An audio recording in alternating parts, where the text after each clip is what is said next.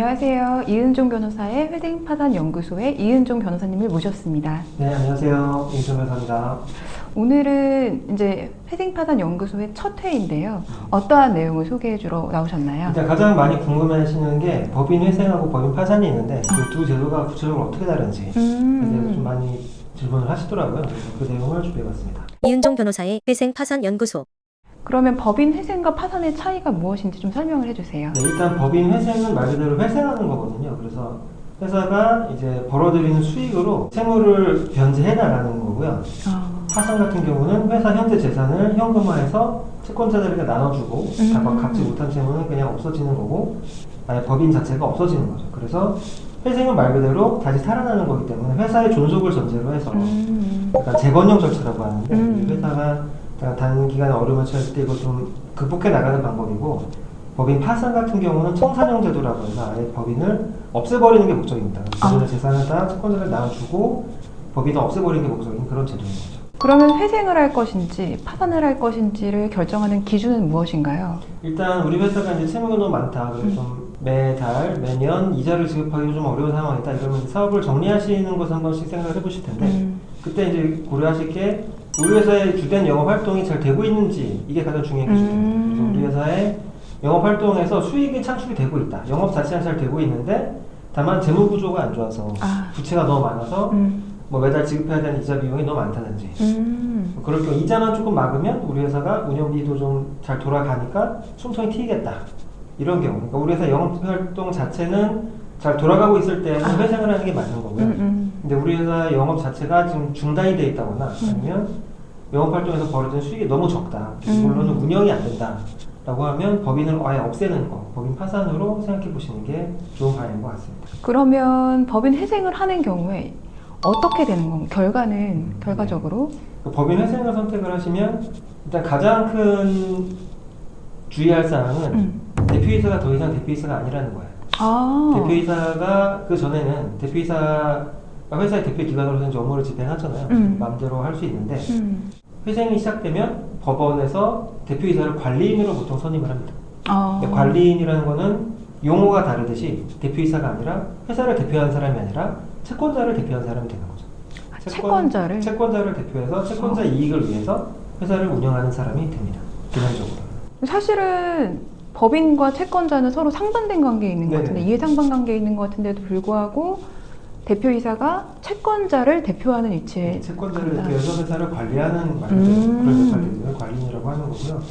일단 그 흐름을 보면 그 회생 절차 개의 신청을 하면 1, 2주 내로 이제 대표자 신문을 하거든요. 법원에서 대표자를 불러서 이제 그 신청서에 냈던 내용들하고 이제 법원에서 보시기에 궁금했던 사항들 이 회사는 그 실제로 영업 활동을 돌아가느냐? 그러면 우리가 만약에 그 이자를 지급하지 않게 잠깐 스탑시켜주면 회생을 개시를 해주면 과연 다시 살아날 수 있는가? 이런 점에 대해서 일단 직접 대표자에게 물어보는 거죠. 그래서 대표 신문을 통해서 이 회사가 다시 살아날 가능성이 있다라고 보면 그러면 신문 이후 한 1, 2주 내로 회생 절차 개시 결정을 합니다. 그럼 그때부터 이제 개시 결정이 이제부터 회생 절차 시작이라는 거고 그 순간부터 대표이사가 관리인으로 바뀌는 거죠. 관리인으로 바뀌면서 어떤 그 회사의 직원을 새롭게 채용한다든지 아니면 일정 금액 이상의 지출을 할 때는 법원의 허가를 얻도록 돼 있어요. 대표이사 마음대로 할 수 있는 게 아니라 관리인은 일정한 경영 사항에 대해서는 법원의 허가를 얻어서 경영을 하도록 되어 있고요. 이렇게 대표 관리인으로 선임된 다음에 이제 법원에서 조사위원을 선임을 합니다. 그 조사위원이 회사의 재산 상태와 채무 상태를 조사를 해요. 그래서 이 회사의 지금 현재 상황은 어떻고 이 회사의 영업 계획상 이 회사가 잘 돌아갈 수 있는지 영업계획이 잘 작성된다고 했을 경우에 이 회사 수익금이 얼마나 날 것이고 그래서 채무를 어느 정도 갚을 수 있을 것인지를 조사를 하게 합니다. 그래서 조사위원이 조사 보고서를 이제 법원에 제출하면 그 조사 보고서를 기반으로 해서 회사는 변제 계획안을 작성하게 되죠. 우리가 총 채무가 얼마 있는데 이 중에 뭐 예를 들어 70%는 출자 전환을 해서 이제 주주로 바꾸고 나머지 30%만 10년 동안 나눠 갚겠다. 그래서 그럼 매년 갚아야 될 금액이 얼마니까 우리 회사는 매년 얼마를 벌 거고 그래서 우리 회사 버는 금액보다 갚아야 될 금액이 적기 때문에 우리 회사는 회생 계획안을 잘 이행할 수 있다는 이런 회생 계획안 작성을 하게 되죠. 그럼 회생 계획안을 작성하는 그 기간은 제한이 없이 무한정 일정인가요? 법원에서 이제 회생 계획 언제까지 작성하라고 그 회생 개시 결정할 때 그때 이제 회생계획안 작성 기한을 주거든요. 그때까지 회생계획안을 작성을 해야 되고, 중요한 거는 이 회생계획안에 대해서 법원의 인가를 받는 게 아니라 채권자들의 동의를 받아야 돼요. 아. 그러니까 이게 개인위생 절차랑 가장 큰 차이점인데요. 개인위생 절차는 변제계획안을 법원에서 인가를 받으면 되는데 법인회생에서는 회생계획안은 법원이 아니라 채권자들의 동의를 받아야 되는 거죠. 그 채권자들이 회생계획안을 보고 이 정도 회생계획안은 우리가 인정할 수 있겠다라고 하면 이 회생계획안 통과가 되는 거고, 그럼 법원에서 인가를 해주죠. 채권자 동의를 얻어서 법원 인가를 받으면 이제 그 회생계획안대로 진행을 하면 되고, 회생계획안 인가가 되고 나면 이제 뭐 준비년도나 1차 년도에 갚아야 될 금액이 이제 확정이 되는 거잖아요. 회생계획안에 써 있을 테니까. 그 금액을 먼저 이행을 하고 빨리 변제를 하고 나면 법원에서는 회생절차 폐지 결정을 합니다. 그러니까 더 이상 법원의 감독 하에 회사를 개원할 필요가 없다. 그러면 이제 회생계획안 다 확정됐고, 그 회생계획안에 따라서 1차 변제를 잘 했으니 앞으로도 변제를 잘 할 거라고 보고 일단 법원의 감독에서는 떠나보내겠다라는 취지의 폐지 결정을 하는 거죠. 그러면 아까 말씀드렸던 관리인이 이제 다시 대표자로 돌아가서 자유롭게 개론 활동을 할 수 있게 되고, 여전히 하지만 회생계획안은 인가 받았으니까 그 회생계획안대로 나머지 10년간 잘 갚아야 되는 그런 상황이 되는 거죠. 그리고 출자 전환된 채권자들은 주주로의 지위를 있기 때문에 그 주주로서 채권자들이 지위가 바뀌면서 그렇게 회사가 계속된다고 생각하시면 되겠습니다.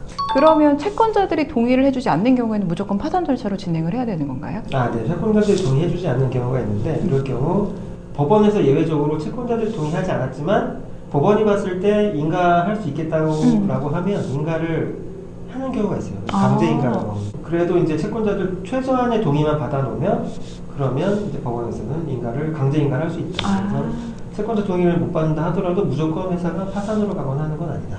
그러면 비율상 회생 절차를 선택하는 경우가 많은지 아니면 그냥 파산을 선택하는 경우가 많은지.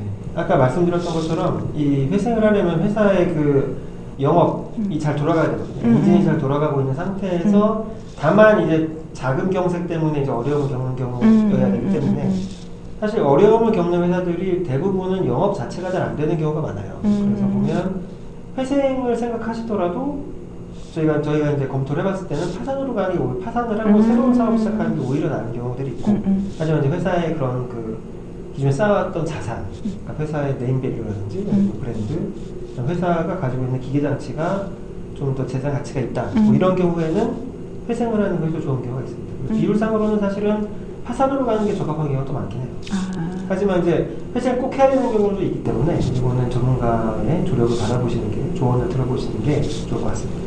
어쨌든 회생을 할 것인가 파산을 할 것인가를 결정할 때 그냥 단순히 앞에 놓여져 있는 뭐 채권이나 채무만 가지고 산정을 할 것이 아니라 전문가의 조언을 받아서 회생이 더 나은 경우인지 아니면 파산을 하는 게 더 나은 경우인지 판단을 받는 게 가장 좋겠네요. 네, 맞습니다. 그리고 영업이 잘 돌아간다 하더라도 이 법인의 대표가 뭐 계속 영업을 이끌 의지가 없고 그냥 빨리 정리하고 새롭게 다시 하고 싶다 그러면 파산이 나은 경우도 있고 하니까요. 네. 이런 점들은 변수가 많기 때문에 전문가 조력을 받아보시는 게 좋겠습니다. 이은종 변호사의 회생 파산 연구소. 네, 오늘은 이은종 변호사님의 회생 파산과 관련된 여러 이야기들 중에서 가장 기본이 되는 법인 회생 파산을 어느 경우에 선택해 할 것인가에 대해서 알아봤습니다. 혼자서 결정하기는 어려운 문제이니 반드시 전문가의 조언을 통해 결정하시기 바라고요. 또 다음 시간에는 더 유익한 내용으로 찾아뵙도록 하겠습니다. 감사합니다. 감사합니다. 안녕.